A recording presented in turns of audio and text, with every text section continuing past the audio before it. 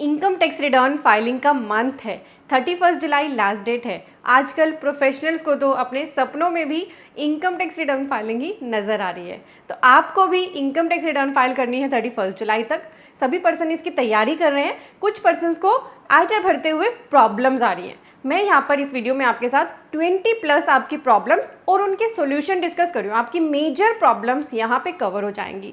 एक और प्रॉब्लम आ रही है, हमारा इनकम टैक्स पोर्टल बहुत ही स्लो काम करता है कई बार, जिसकी वजह से एक पैनिक क्रिएट होता है कि हो सकता है डेट एक्सटेंड हो जाए, है ना। बट बहुत ही रेयर चांसेस हैं डेट के एक्सटेंड होने के। आपको किसी भी डेट एक्सटेंशन की उम्मीद में नहीं रहना है।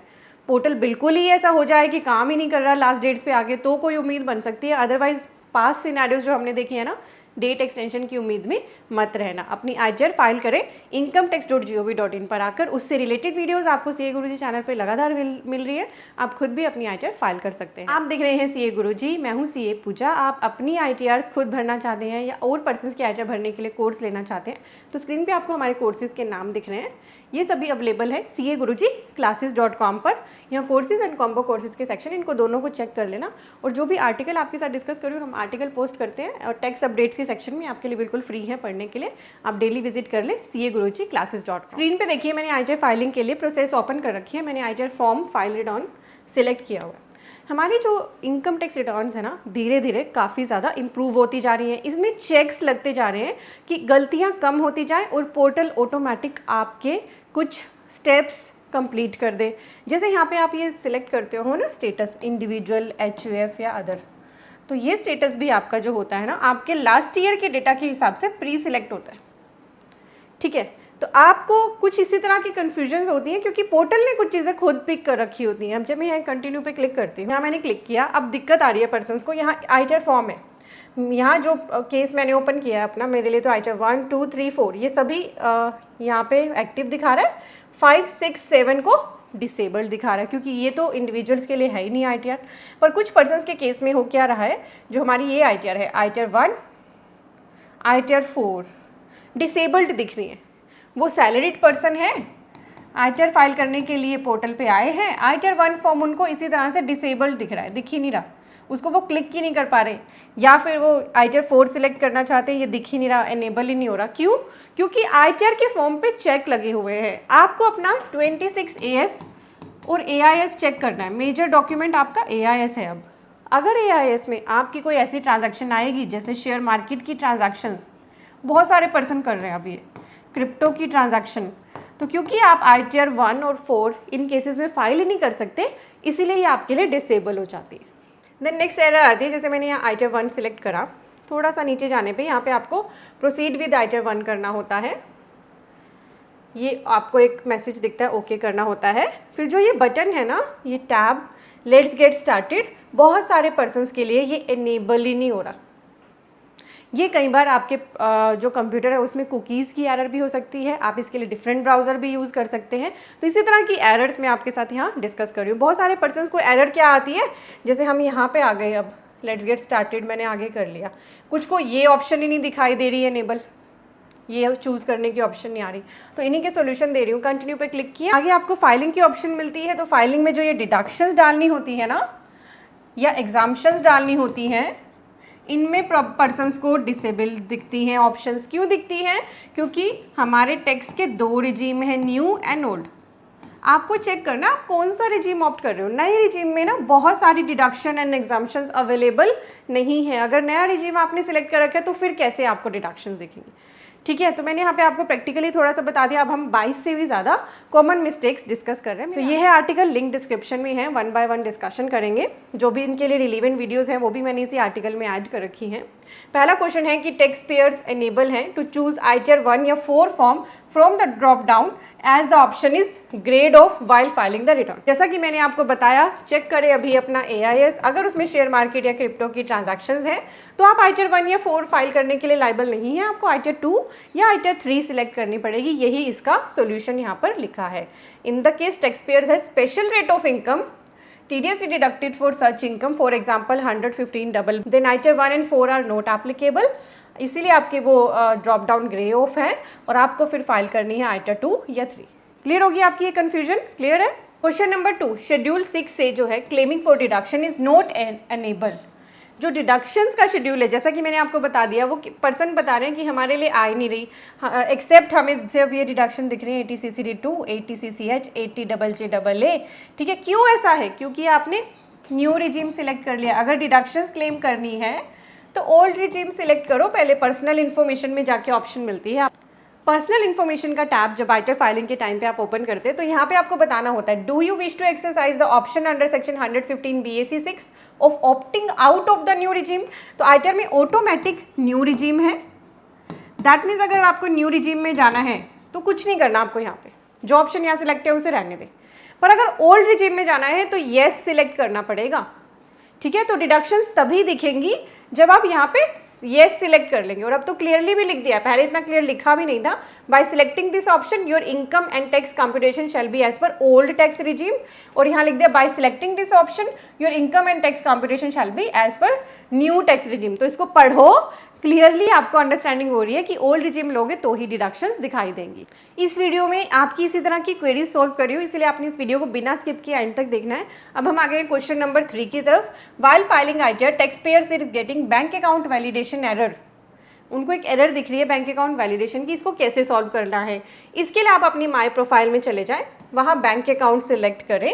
ठीक है, देन अपडेट करें profile correctly before starting the new filing. In case of issue while validating the bank account, use the offline utility to file ITR. A pre-validated bank account is required to issue a refund. ठीक है, यहाँ आपकी my profile होती है, इस पर आप select करते हैं। माई प्रोफाइल पे आते ही यहाँ पे आपको माई बैंक अकाउंट की ऑप्शन दिखती है, इस पर आपको क्लिक करना होता है।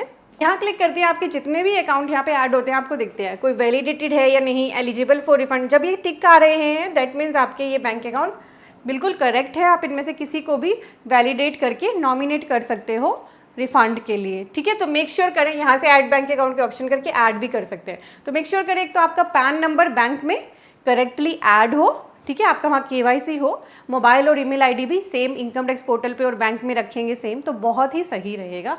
सभी जगह पे ये टिक आ जाएगा ग्रीन कलर का। अदरवाइज ये 2 टिक होने ज़रूरी हैं आपके बैंक अकाउंट्स के आगे जो आपको ये दिख रहे हैं।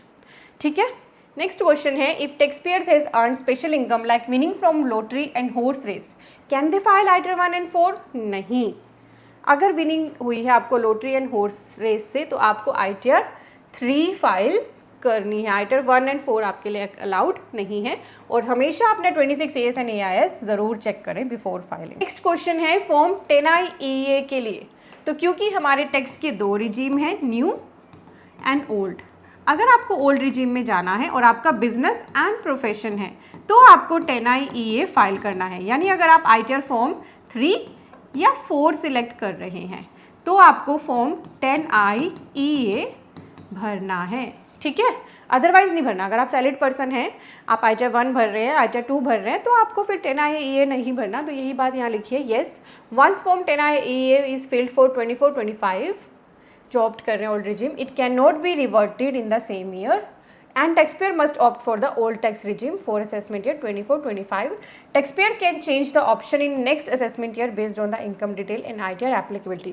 जो बिजनेस एंड प्रोफेशन करते हैं ना पर्सन, वो तो हर साल स्विच भी नहीं कर सकते न्यू एंड ओल्ड रिजीम में। पर अगर आप सैलरीड पर्सन है अदर देन बिजनेस वाले, तो फिर आप स्विच कर सकते हैं ओल्ड एंड न्यू रिजीम में। 10I EA कैसे भरना होता है इसकी डिटेल वीडियो यहाँ मैंने लिंक कर दी है, आप देख लेना।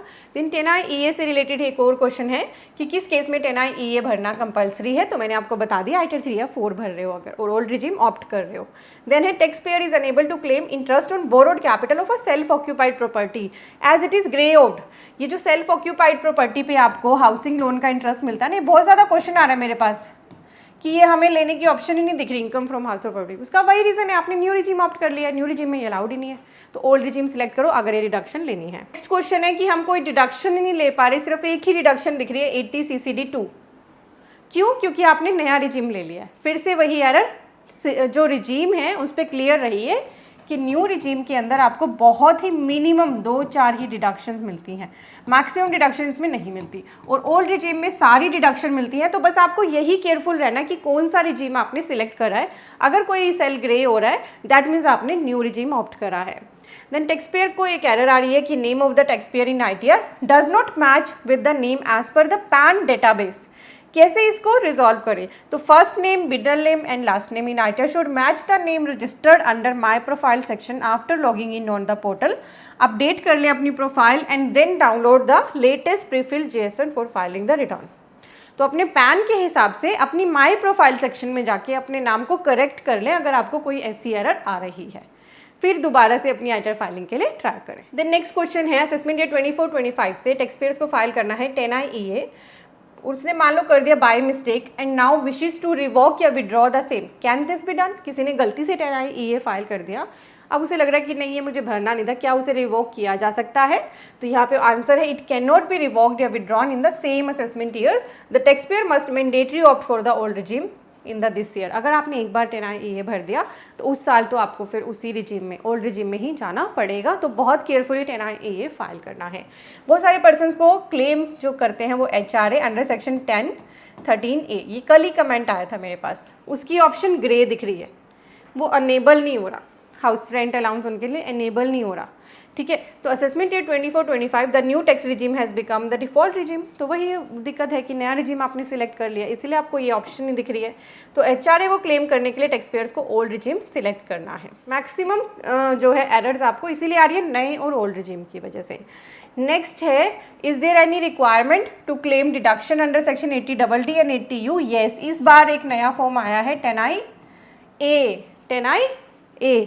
अगर आपको डिसेबल्ड के लिए जो हमारी डिडक्शन है, जो फिजिकली चैलेंज पर्सन है या कोई सीवियर डिसीज़ है, उनकी डिडक्शन लेनी है, तो एक नया फॉर्म 10I A फाइल करना है। इसकी वीडियो को मैंने यहाँ लिंक कर दिया है, आप देखना डिटेल में, ठीक है। जब तक आप ये फॉर्म नहीं भरोगे ये डिडक्शन लेने के लिए आप एलिजिबल नहीं हो पाओ। बहुत इंपॉर्टेंट वीडियो है, बहुत सारे चेंजेस इसमें कवर हो रहे हैं। देन बात आ रही है E-वेरीफाई की। Is it mandatory to e verify the return? Yes, आप इसको E-वेरीफाई करें। E-वेरीफाई नहीं हो रहा है तो 30 डेज़ के अंदर इनकम टैक्स डिपार्टमेंट को स्पीड पोस्ट कर दें। वैसे E-वेरीफाई नहीं हो रहा है तो एक मैंने यहाँ तरीका बताया है इस वीडियो में जो 99% लोगों के केस में काम करता है। अगर आपका आधार लिंक नहीं है मोबाइल नंबर से, OTP रिसीव नहीं हो रहा, तो आप इस वीडियो को देख लो, मैंने यही लिंक वीडियो है। जब आपके लिए कोई E-वेरीफाई करने की ऑप्शन काम ना करे तो क्या करना है, तो आईटीआर भरने के बाद E-वेरीफाई करना भी उतना ही इंपॉर्टेंट है जितना आईटीआर को भरना। अगर E-वेरीफाई करे बिना छोड़ दोगे तो 30 डेज़ के बाद आपकी आईटीआर इनवैलिड हो जाएगी, ठीक है। क्वेश्चन है tax payers is unable to choose yes या no for whether you were director in a company at any time during the year while filing return 2 and 3। Why? This question is applicable only for the individual. आप check करें SSC का status, अगर status individual है तो आपको फिर option डालनी है डायरेक्टर कंपनी के आप हैं या नहीं, अदरवाइज नहीं आएगी। नेक्स्ट क्वेश्चन है कि टैक्स पेयर्स को एक एरर आती है कि आप ये भरें सैलरी डेटर क्रेडिटर, अपने फाइनेंशियल्स भरें, तो वो ऑप्शन हमें कैसे दिखेगी, उसमें एरर आ रही है। तो आईटीआर 4 अगर आप फाइल कर रहे हो ना तो आपको अपने फाइनेंशियल पर्टिकुलर्स भरने होते हैं जिसमें ये 4 चीज़ें मैंडेटरी होते हैं, क्रेडिटर, इन्वेंट्री, डेटर और cash in hand under financial particular in schedule BP। अगर ये फिल नहीं है तो आपको एरर आएगी, तो ये आपको ज़रूर फिल करना है। और आईटीआर 4 फाइल कैसे करनी है ये वीडियो मैंने यहाँ इंक्लूड कर दी है, तो इसमें बताया है कैसे ये फाइनेंशियल पर्टिकुलर्स भी ऐड करने हैं आपको। आईटीआर 4 के केस में ये ज़रूर भरने होते हैं। वेदर आप बैलेंस शीट या कुछ नहीं बनाते हैं बुक्स तो आप 0 डाल सकते हैं, पर आपको ये ज़रूर भरने हैं। देन 10I EA का ही एक और क्वेश्चन है the tax payers field 10I EA and is submitting ITR with correct form 10I EA detail, फिर भी एरर आ रही है।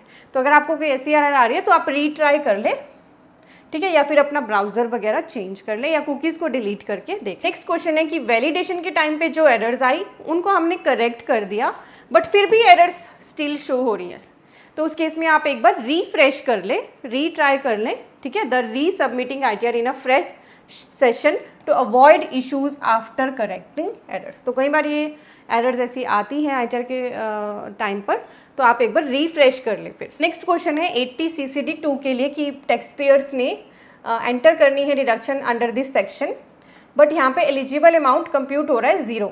तो आप ध्यान रखें अगर आप आईटीआर 2 या आईटीआर 3 या आईटीआर 4 फॉर्म सिलेक्ट कर रहे हैं तो उसमें सैलरी की जो डिटेल है ना वो ब्रेकअप जाता है। जैसे बेसिक सैलरी अलग डालनी होती है, स्पेशल अलाउंस अलग डालना होता है, DA अलग डालना होता है। तो मेक श्योर करें कि बेसिक सैलरी के अंदर आपने डिटेल डाली है, तभी आपकी 80 CCD 2 की कंप्यूटेशन होगी, अदरवाइज 0 होगी। नेक्स्ट क्वेश्चन इंपॉर्टेंट चेंज है, तो टैक्स पेयर्स पूछ रहे हैं is it mandatory to verify the return through digital signatures only for 44 AB audit return cases. Audit return के लिए अभी तक ये था कि डिजिटल सिग्नेचर रिक्वायर्ड थे आइटर को ई-वेरीफाई करने के लिए, मैंडेटरी थे, पर अब चेंज कर दिया गया है, वहाँ पे EVC ऑप्शन भी इनेबल कर दी गई है। तो अब सिर्फ डिजिटल सिग्नेचर जो पहले रिक्वायर होते थे वहाँ की जगह अब EVC भी आपके लिए आ गया है।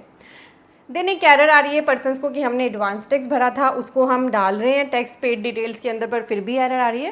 तो यहाँ पे आंसर ये दिया जा रहा है कि एक बार चेक कर लें कहीं आपने कोई डिटेल गलत फाइल ना करी हो। जो टैक्स पेमेंट की डिटेल डाल रहे हो ना एडवांस टैक्स पे करने की, तो वो आप दोबारा से एंटर करके देख लें कोई इनकरेक्ट या मिसिंग डिटेल ना हो। कई बार पर्सन्स को एरर आती है कि उनका आधार OTP रिसीव नहीं हो रहा, तो उसको कैसे रिजॉल्व करें ई-वेरीफाई करते हुए। तो यहाँ पे लिखा है ensure that mobile number link to Aadhaar is active and has the ability to receive the OTP। If Aadhaar number is correctly linked and verified on the income tax portal profile section, if issue persists, use other e-verification method। तो अगर आपके आधार OTP नहीं आ रहा है, mobile number link है, तो फिर other options use करें, यही यहाँ पे बोला गया। ये वाली वीडियो ज़रूर देखना ना, आपकी हेल्प करेगी। आर्टिकल का और जो वीडियोस है ना यहाँ पे लिंक करी हैं, उनका लिंक डिस्क्रिप्शन और फर्स्ट कमेंट में दिया है, वहाँ से भी क्लिक करके आप देख सकते हो। Last but not the list question है हमारा कि टैक्स पेयर्स को के पास मल्टीपल बैंक अकाउंट है but not all are visible for refund purpose, what should be done. तो यहाँ पे है taxpayer should ensure that all bank account are pre validated and EVC enabled। In my bank account section of the income tax portal profile, only pre-validated and EVC enabled bank account will be available for selection of refund purpose। तो अपने bank account को बहुत carefully add करें, make sure करें सभी validated हों, refund के लिए एलिजिबल हो, ताकि आपका रिफंड थॉरली अच्छे से आ सके। ये वीडियो मैंने इंक्लूड करी है बैंक अकाउंट वैलिडेशन की, इसको देखना, इससे भी आपकी काफ़ी सारी प्रॉब्लम सॉल्व हो जाएंगी। तो ITR फाइलिंग से रिलेटेड बहुत सारी वीडियोस मेरे चैनल पे लगातार आ रही हैं, आपकी बहुत सारी क्वेरीज हमारी वीडियोस को देखने से ही सॉल्व हो जाती हैं। ठीक है, तो मेक श्योर करें सब्सक्राइब बटन पे क्लिक कर लें, आपके लिए बिल्कुल फ्री है। गुरुजी classes.com पे यहाँ पे हमारे कोर्सेज के लिए जाइए, कोर्सेज सेक्शन में यहाँ आपको कोर्स दिख रहे हैं, trademark registration, income tax ITR and TDS, GST course, automation of balance sheet, TDS and TCS का course, accounting with Tally Prime, company registration. And then आपको लगेगा कि कुछ कोर्सेज के नाम यहाँ रिपीट हो रहे हैं। एक्चुअली जो थंबनेल येलो कलर में है वो लिमिटेड वैलिडिटी के कोर्सेज हैं, और जो ब्लैक कलर के ये थंबनेल है ये लाइफ टाइम वैलिडिटी के कोर्सेज हैं। कोर्सेज में कोई डिफरेंस नहीं, सिर्फ वैलिडिटी में डिफरेंस है। जिस भी कोर्स में आप इंटरेस्टेड हैं उस पर क्लिक करें, जैसे आपको ये कोर्स बाय करना है।